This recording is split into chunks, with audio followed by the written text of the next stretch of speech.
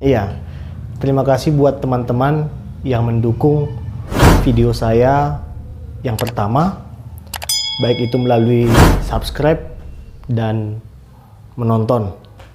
Sekarang kita akan masuk kepada video yang kedua, yaitu tentang keturunan Nuh sampai dengan Abram. Kiranya ini boleh bermanfaat dan berguna. Semoga ilmu kita semakin tambah tentang pengetahuan isi Alkitab. Terima kasih. Tuhan memberkati. Seperti pada part pertama, kita mengetahui bahwa Nuh merupakan keturunan ke-9 dari Adam.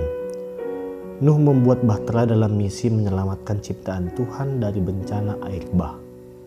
Bahtera itu sendiri dibuat dengan kayu gofir. Dalam Septuaginta, yaitu perjanjian lama dalam bahasa Yunani, kayu gofir disebut silon tetragon, yaitu kayu balok segi 4. Dalam bahasa Babel, kata ini dekat sekali dengan arti pohon aras. Hanya sekali kayu gofir ini disebut dalam Alkitab, sehingga informasi bagaimana bentuk kayu gofir ini masih menjadi perdebatan. Besar bahtera Nuh yang dibangun adalah 300 hasta panjangnya, 50 hasta lebarnya, dan 30 hasta tingginya. Kita perkirakan 1 hasta 45 cm. Maka kesimpulan sementara, panjang bahtera adalah 135 meter, lebar 22,5 meter, dan tingginya sekitar 13 meter. Nuh menyelesaikan bahtera itu pada usia 600 tahun, bertepatan juga dengan datangnya air bah. Bahtera itu diperkirakan bisa menampung 50.000 hewan. Tapi jumlah itu pun hanya memenuhi 37% dari ruangan bahtera Nuh. Uniknya, Tuhan sendiri yang menutup pintu belakang bahtera Nuh. Bisa kita lihat dari Kejadian 7 ayat 16. Bahtera itu dibuat tanpa kemudi, sehingga bahtera itu terapung-apung saja di atas air bah. Nuh masuk ke dalam bahtera pada usia 600 tahun, bulan yang kedua pada hari yang ke-17, dan Nuh keluar pada hari ke-27, bulan 2 pada tahun berikutnya. Jadi, kemungkinan jika kita menggunakan penanggalan 1 tahun adalah 360 hari, maka Nuh berada di dalam bahtera itu selama 375 hari. Nuh memiliki 3 orang anak, yaitu Sem, Ham, dan Yafet.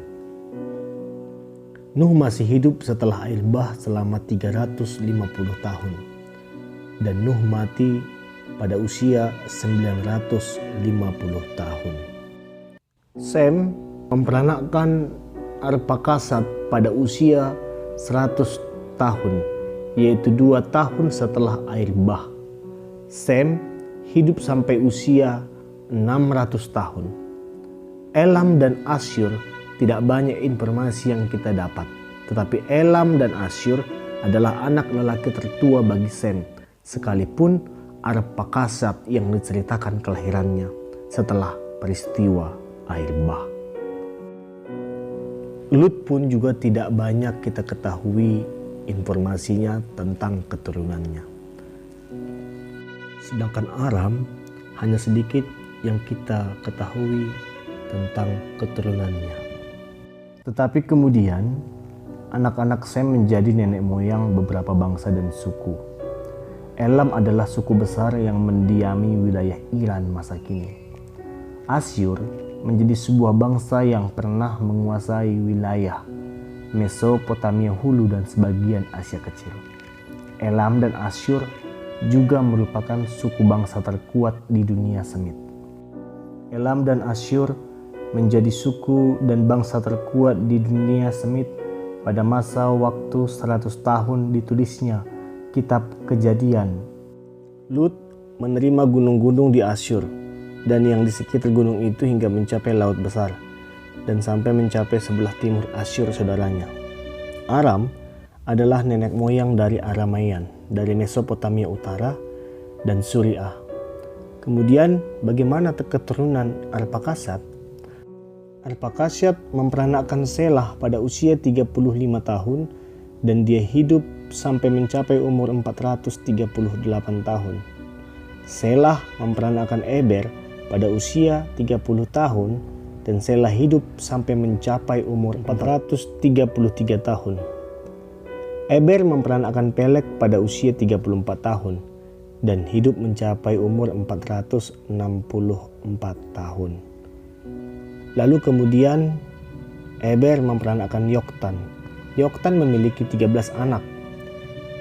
Ke-13 nama anak-anak Yoktan yaitu Almodad yang berarti yang dikasihi, Selef yang berarti mendatangkan jalan keluar atau yang tidak berkuasa, Hazar Mawet yang berarti pemukiman kematian, Yerah yang berarti memiliki kelemah lembutan yang dingin, Hadoram yang berarti kecantikan mereka, kekuasaan mereka, Uzal artinya penggembaraan, Dikla yang berarti pohon palem, Obal yang berarti terlihat atau besar, Abimael yang berarti ayah yang dikirim oleh Tuhan, Seba yang berarti 7, Ofir yang berarti emas, Hawila yang berarti melingkar, Yobab yang berarti menyedihkan. Peleg memperanakkan Rehu pada usia 30 tahun. Peleg hidup sampai mencapai umur 320 tahun. Rehu memperanakkan Seruk pada usia 32 tahun dan Rehu hidup mencapai umur 239 tahun. Seruf memperanakkan Nahor pada usia 30 tahun dan hidup mencapai umur 230 tahun. Nahor memperanakkan Terah pada usia 29 tahun. Hidup mencapai umur 148 tahun. Terah kemudian memperanakkan Abram, Nahor, dan Haran setelah Terah hidup mencapai umur 70 tahun. Inilah part kedua yang membahas daftar keturunan Nuh sampai kepada keturunan Abram. Silakan ditunggu part ketiga, yaitu dari daftar keturunan Abram sampai keturunan Yakub. Semoga ini menjadi ilmu yang berguna buat kita semua. Kiranya kita semakin lagi ingin belajar tentang Alkitab. Terima kasih.